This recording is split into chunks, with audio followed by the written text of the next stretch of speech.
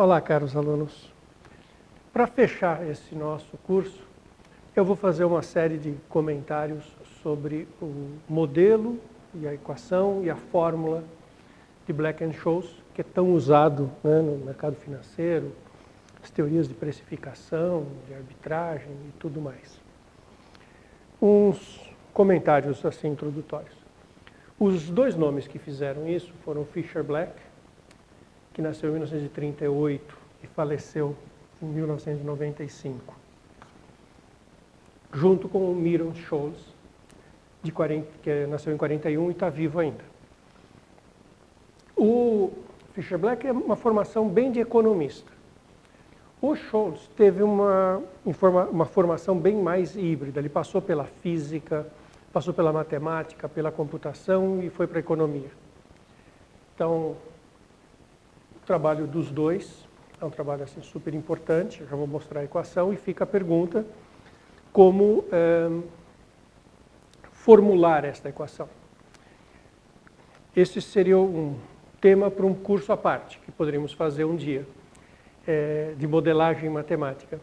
Como deduzir as equações dos modelos. Nessas nossas aulas, quando eu falei do Cobb-Douglas, eu dei uma ideia de por que a fórmula era aquela. Quando eu falei do modelo do transporte, eu também meio mostrei de onde vem a equação do transporte.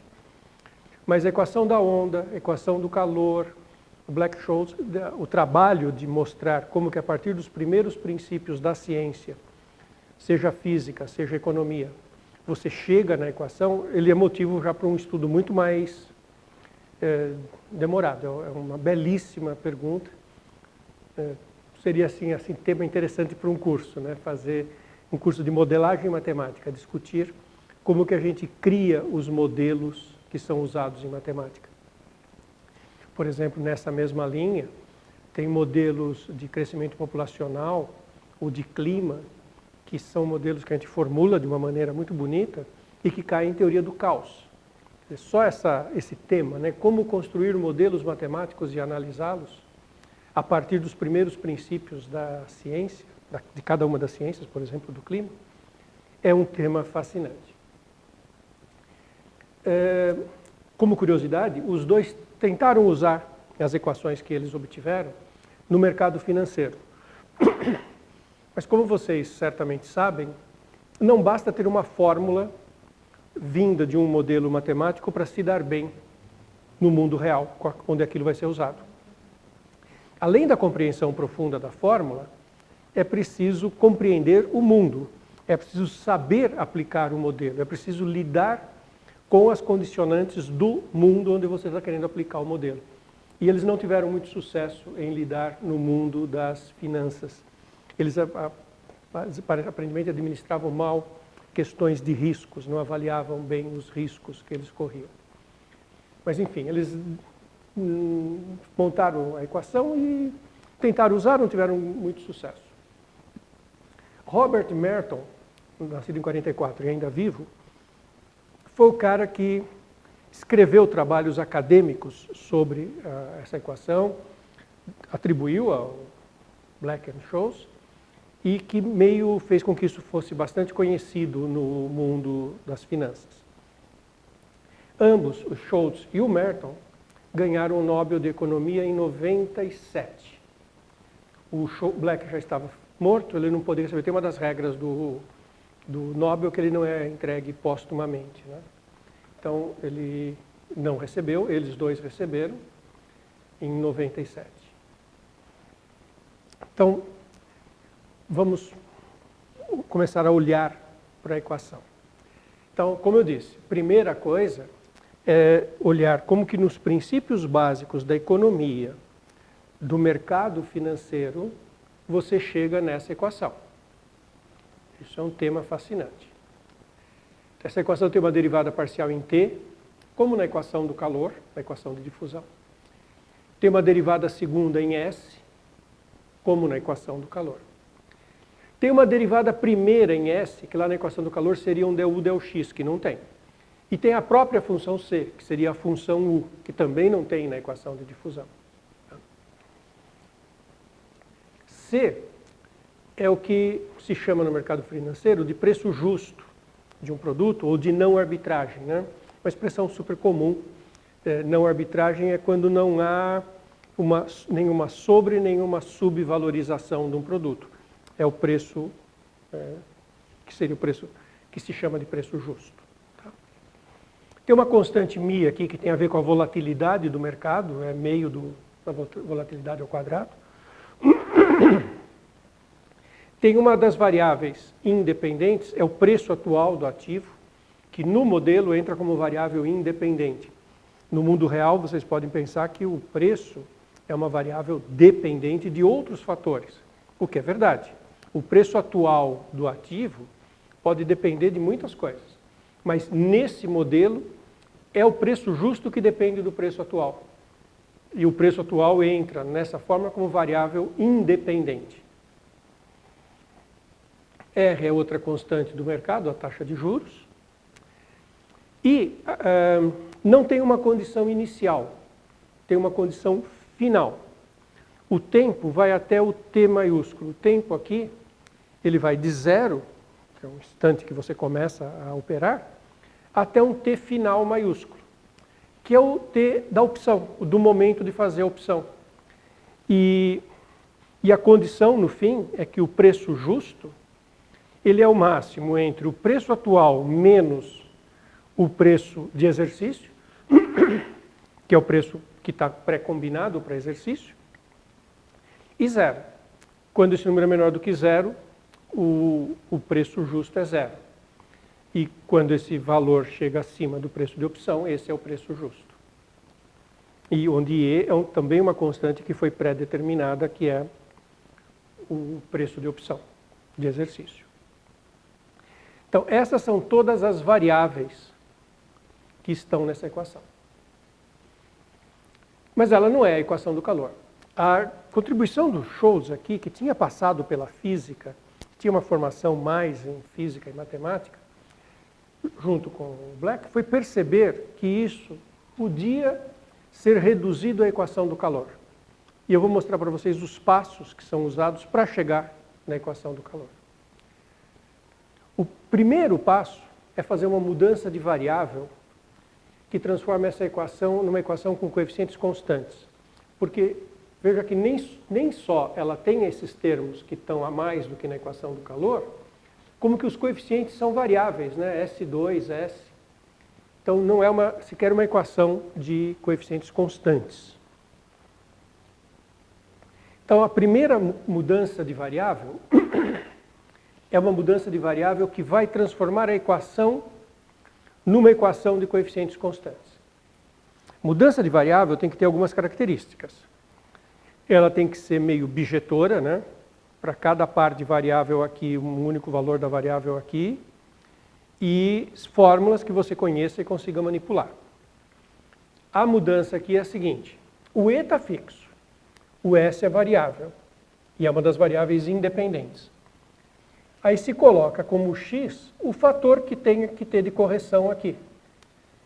Dado o S, que é o preço atual, tratado como variável independente, o x é o logaritmo de S sobre E.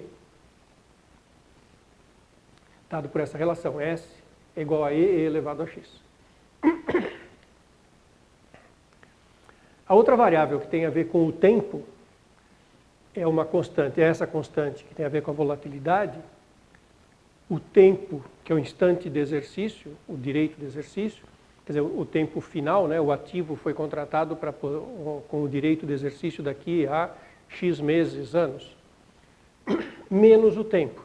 Então, olha que o tempo aparece com sinal de menos, que tudo isso está sendo pensado para que quando for feita a mudança de variável, a equação fique mais simples. E a nova função incógnita não vai mais ser AC. AC é a função preço justo que a gente gostaria de conhecer. Tem esse E que é constante. A nova função incógnita V das novas variáveis xt é o preço justo dividido por E. Então, para cada par ST, tem um preço atual, tem o preço justo, que seria levando em conta esse preço atual e esse instante de tempo. Tenho o valor do exercício e eu introduzo uma nova variável como função do x e do novo tempo tal, x e tal, dada por essa relação, que é o preço justo dividido pelo valor do exercício. Então, essa mudança de variável, daquela forma, o que a gente tem que fazer? Tem que calcular as derivadas de C em relação a T, C em relação a S e C2 em relação a S2, usando essas novas variáveis, esses novos parâmetros.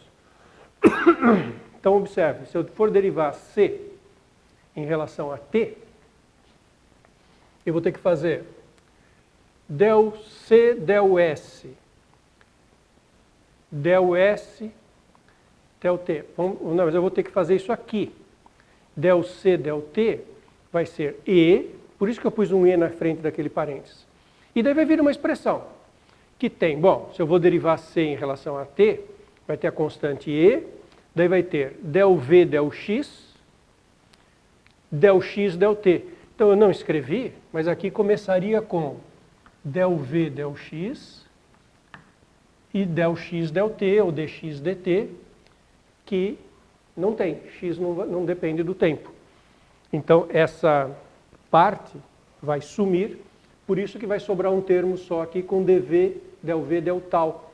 Não aparece na parte final del V, del T, del X. Porque aqui veria agora um del X, del T, e o X não é dependente de T. Daí viria o del V, del tal, del tal, del T. O del tal, del T é menos mi.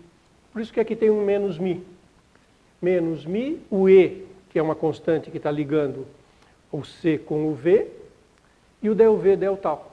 Quer dizer, esse é zero, desaparece, esse é menos T, E, del tal, del T. Que é isso que está aqui. Bom, isso é a regra da cadeia, que a gente reviu lá atrás, né? Então, tem que fazer isso. Agora, del C, del S, mesma coisa, del C, del S, vai ser E, del V, del X, del S. Ah, del X, del S tem. X está relacionado com S. Como é que é a derivada de X em relação a S? Derivada do ln. 1 sobre S sobre E vezes 1 sobre E. Bom, que dá 1 sobre S. O E que está ali na frente da fórmula e o del V, del X. E vai ter também, no del C, del S, um del V, del T, del tal, del S. Mas tal não se relaciona com S. Então dá um zero e por isso fica só esse termo. E quando eu derivo de novo em relação a S, vai ter essa derivada em S, que é menos E sobre S2, a derivada de 1 sobre S em S é menos 1 sobre S2, e o del V, del X ficou parado. Agora esse fica parado e o del V, del X. Del V, del X derivando em S. Fica o del 2V, del X2, del X, del S, que é o 1 sobre S. E daí não tem em relação a tal. Dá isso aqui.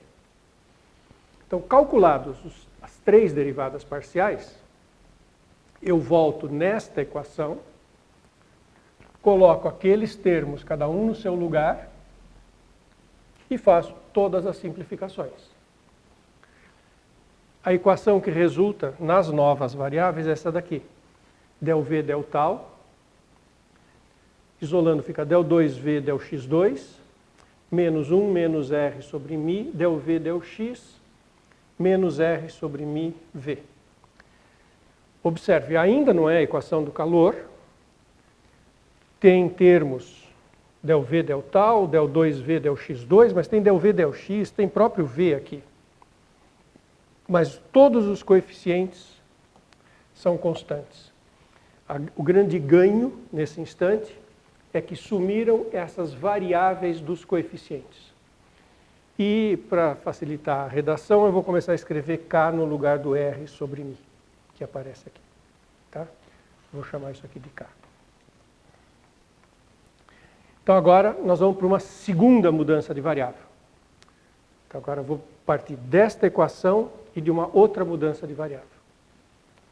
Então, nós chegamos nessa equação a coeficientes constantes na nova incógnita. Del V, del tal, del 2V, del x2, menos 1, menos k, del V, del x, menos kv. Ela ainda tem termos em del V, del x e v. Agora eu vou fazer uma nova mudança de variável. Eu vou escrever essa v como múltiplo de uma incógnita u, vezes uma exponencial de alfa x mais beta tal. E, na verdade, eu vou montar uma equação a partir dessa fórmula, e daí eu vou perguntar que valor adequado de alfa e beta que transformarão a equação numa equação mais simples, tipo equação do calor. Então, eu vou procurar uma mudança desse tipo, essa daqui eu já tenho. Eu quero uma que tenha essa cara e essa cara, e eu vou achar alfa e beta, em seguida vou mostrar como, para que nesta u fique uma equação simples. Observe que, dado a u, esse expoente fica determinado para fazer essa igualdade ser verdadeira. Isso eu já tenho. Se eu atribuo um valor arbitrário para esse aqui é o fator que corrige. E se eu tenho um alfa e beta e coloco aqui, para um certo x tal, eu tenho esse é o fator que corrige. Quer dizer, escrever uma igualdade com coisas desconhecidas não leva a nada, né? Porque os valores são os que têm que ser para que ela seja verdadeira. A hora que a gente deriva, substitui, é que as coisas funcionam. Observe que agora eu tenho que calcular del V, del tal, que está lá, del V, del x e del 2V, del x2. Derivando desse lado. Toda vez que eu tiver que derivar a exponencial, vai aparecer a exponencial. Então, em todos os termos, em todas as derivadas, tem uma exponencial. Nenhuma surpresa, porque a derivada exponencial é própria. Quando eu jogar aqueles resultados todos aqui, em todos os termos terá uma exponencial. Exponencial não nula vai ser cancelada. Então, nenhuma surpresa que a exponencial suma. Ela não atrapalha na hora de substituir na equação. E, bom, e tem que usar a regra da cadeia. Por exemplo, por que del V, del tal é o que é? Bom, derivar o primeiro em relação a tal exponencial, a derivada disso em relação a tal que é beta. E o u ficou parado. Agora deixo a exponencial parada e derivo o u em relação a tal. É a regra da cadeia. Faço isso com del V, del x, faço isso com del 2V, del x2. E a regra da cadeia sendo feita em cada pedaço. Aqui tenho que usar a regra do produto, né? Porque agora eu vou derivar esse em relação a x, esse vai ficar parado, depois esse fica parado e derivo esse. E a mesma coisa aqui e dar essas expressões para as derivadas. Quando eu substituo tudo isso nesta equação, a equação fica com essa cara que está aqui. Del u, del tal. Veja que agora vai ficar na u, né? A incógnita que eu tinha era v. Fiz essa mudança, eu vou ter agora na u. Del u, del tal, agrego, vou ter que juntar os termos, né? Todos os que têm u com os que têm del u, del x. Um coeficiente em alfa e beta multiplicando u, um coeficiente em alfa e beta multiplicando del u, del x, e o del u, del x2 não tem nem alfa nem beta. Olha que felicidade. Aí eu imponho a seguinte condição. Eu quero que isso seja zero e que isso seja zero. Aí a minha equação não vai mais ter nem u, nem del u, del x. E como eu tenho duas incógnitas, alfa e beta, tem uma boa chance de dar certo. Quando eu coloco isso igual a zero, dá esse alfa, 1k menos 1 menos k sobre 2, né? Igual a zero, mudo de lado, passo dividindo. Quando eu tenho esse alfa, eu jogo o alfa aqui, e aí eu acho o beta. Está aqui completado um quadrado. E com esse valor de alfa e esse valor de beta, agora eu escolho. Então não é mais uma mudança arbitrária. Eu poderia, se fosse interessante, né, voltar aqui e colocar no lugar desse alfa aquele número, 1 menos k sobre 2, e no lugar desse beta aquele número, e falar, então, é essa mudança de variável. Agora a mudança de variável ficou caracterizada. Escrevo essa mudança com esse alfa e esse beta, e vamos para a equação resultante. E qual que é a equação resultante? Del u, agora na variável u, del tal, igual zerou aqui, zerou ali, del 2V, del 2U, del x2, que é a equação do calor. Olha que coisa bonita, gente, que coisa interessante, né? Que bonito. Agora, então, eu tenho a equação do calor. Agora eu vou trabalhar com ela. Eu trouxe a equação para a equação do calor, mas eu não trouxe a condição de contorno. Então, agora eu vou trazer a condição de contorno para as novas variáveis, que isso também é uma coisa importante. Vocês perceberam, né? Eu manipulei só a equação diferencial, não manipulei a equação de contorno. Agora vamos ver como é que fica a equação de contorno. Então agora nós já chegamos nessa equação. Precisamos entender como é que é a condição de contorno. Primeira observação sobre a condição de contorno, que nós tínhamos uma situação final, que era a C de ST, era o máximo do S menos E, S era o preço atual, E era o preço do exercício e zero. Mas lembra que se o tempo for T, o tempo do exercício, né, o tempo da duração do contrato, o tal é zero. Pela fórmula que a gente tinha, que a conexão entre o T e o tal é que tinha lá o tal tinha T menos T. O T maiúsculo fixo menos o T variável. Então o tal é zero. Isso vira uma condição inicial, que é ótimo porque nós estamos cada vez nos aproximando mais da equação do calor. Então nós temos que a condição é que o V de x0 é o máximo do S sobre E menos 1, zero. Por quê? Porque o V estava lá dividindo, né, o E. Então ao invés de ser S menos E, como ele divide, então é S sobre E 1. O E de x0, lembra que como do T é zero, vai ficar E elevado a menos alfa x, tinha mais beta tal aqui. Mas se tal é zero, só tem o E elevado a alfa x, V de x0, que é isso. O alfa nós temos o valor, então fica E elevado a menos 1 menos k sobre 2x, vezes o máximo disso. Lembra que isso é E elevado a x, é só voltar lá, a primeira mudança de variável. O S era E vezes E elevado a x, então isso é E elevado a x. Menos 1, 0. E esse E elevado a isso multiplica esses termos, junta com o x e faz a soma das frações. Aqui nem junta nada, é só o menos o elevado a menos vezes o menos 1. E eu troquei o sinal, né? 1 menos k, eu pus k menos 1. X, 0. Então essa é a função. Aí então a condição inicial, que é esse φ aqui, é esse máximo. É exatamente o que está escrito aqui. O máximo do E elevado a k mais 1 sobre 2x, menos o E elevado a k menos 1 sobre 2x, 0. Essa é a função de condição inicial. Então esse foi o terceiro passo. Entendi a condição inicial. Quarto passo. Poxa, se eu tenho aquele problema do calor e aquela condição, na aula passada a gente viu que tinha uma solução básica que vinha quando eu analisei com o Heaviside, a solução fundamental. Isso é uma solução. Essa é uma solução fundamental para a nossa equação. 1 sobre 4π tal, φ é aquela função máximo, vezes isso. Tá? Então agora a gente vai olhar o que acontece quando a gente coloca essa função aqui. Ora, essa função me permite fazer o seguinte.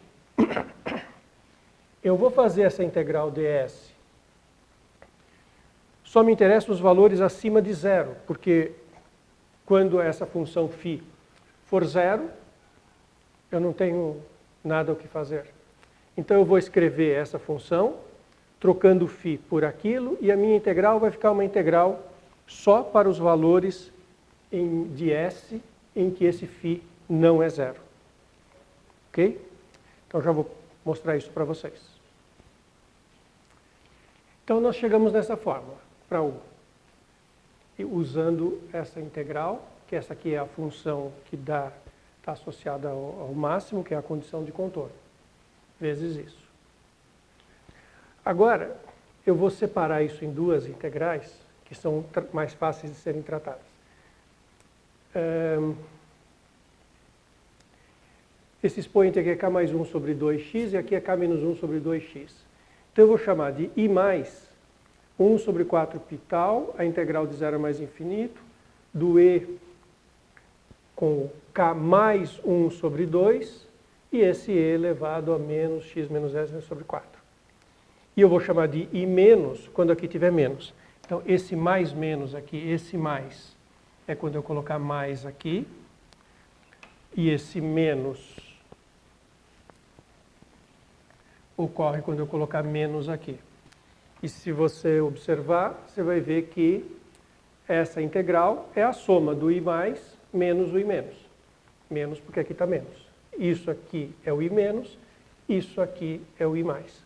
Então são essas as integrais que a gente tem que analisar. Ok? Nossa resposta é a soma dessas duas integrais. Aí eu pego esse expoente e faço essa coisa que no fundo é completar um quadrado aqui. Você vê que tem uma fórmula aqui, que é uma fórmula que dá certo para o que tem ali. Tá?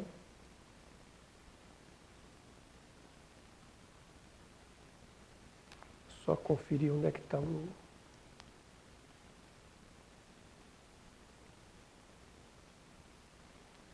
Certo. Uhum.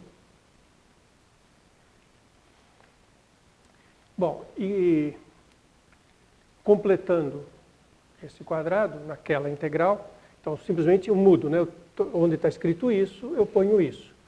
E aí eu faço uma mudança de variável, eu chamo z de x menos, de s menos x mais tal v sobre raiz quadrada de 2 tal. Observa que dz, derivada do z, o dz vai ser relacionado com o ds e 1 sobre 2 raiz de tal. Quer dizer, aqui é tal. Então, onde tinha dz, eu vou trocar por essa variável. Aí, as integrais i mais menos vão ficar com essa expressão.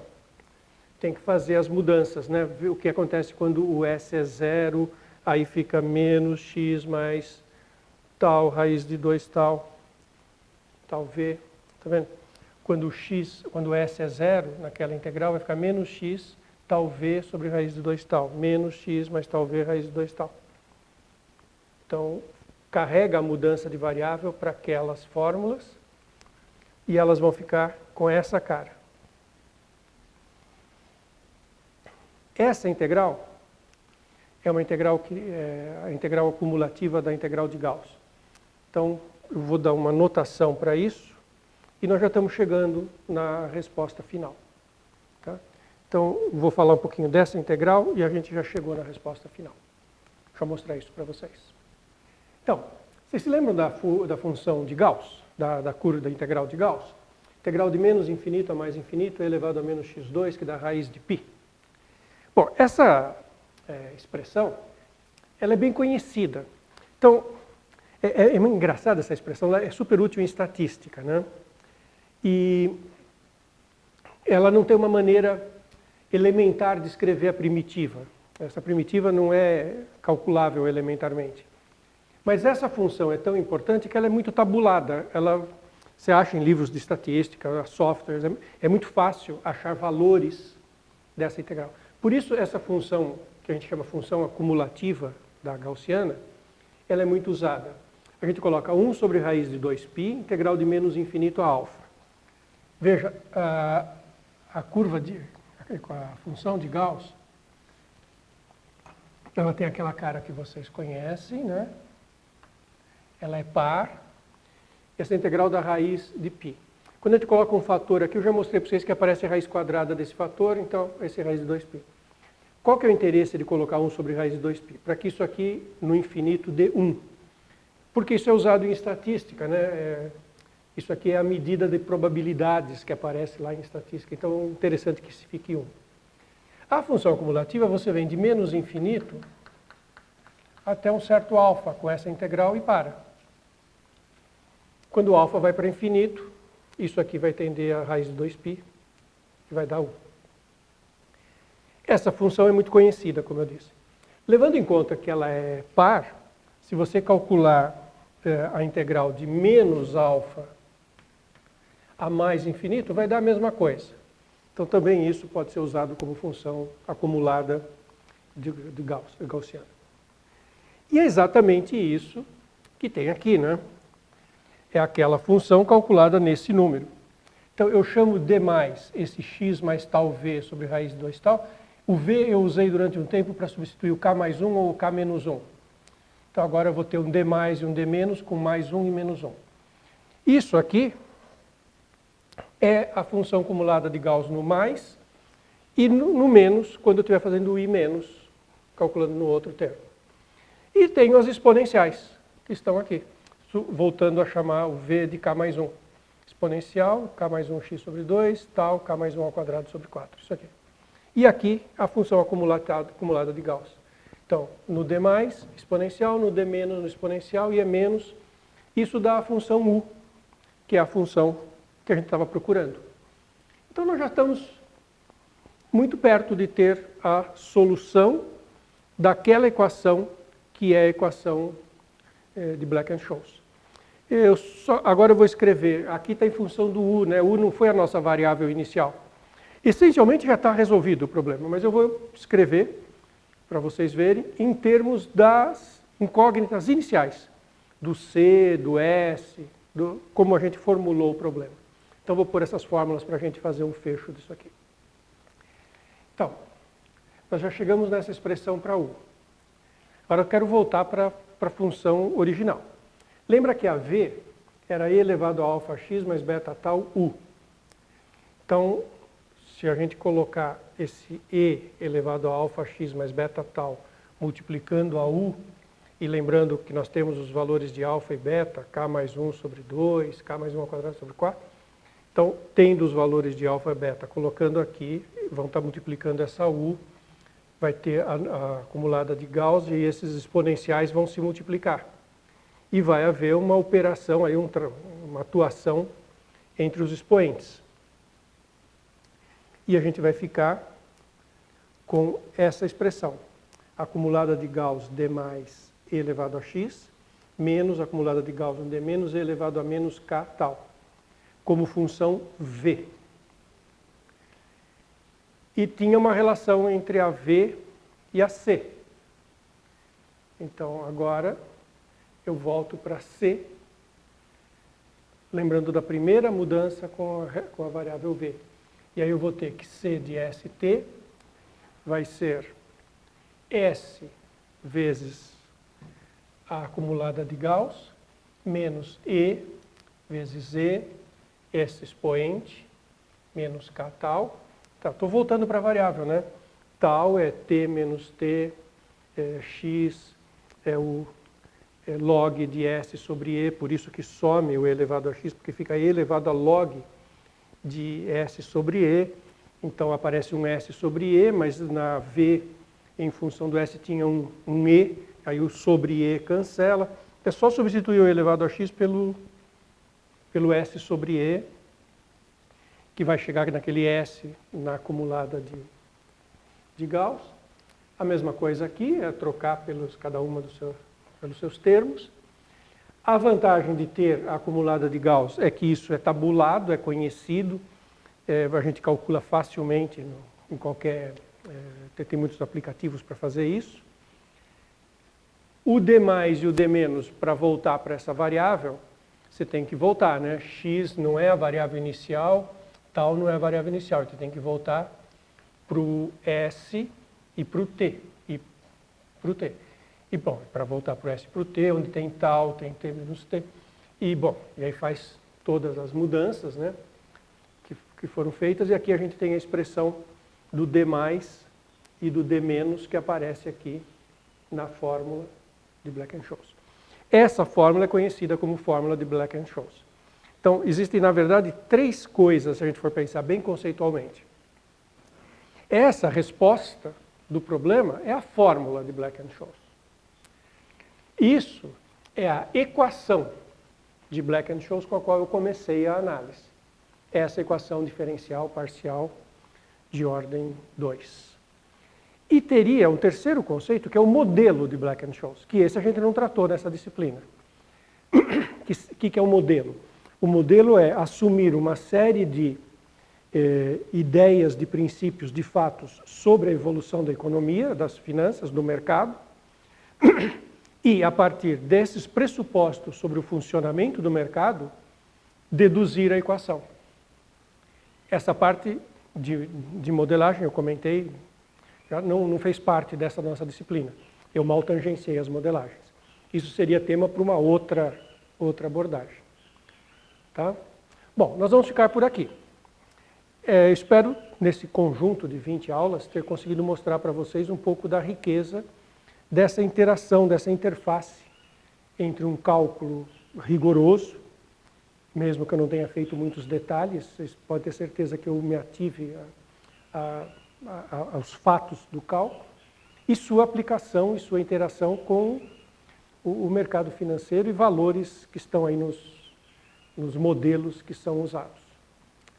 Legal? Então a gente encerra essa disciplina por aqui. Valeu.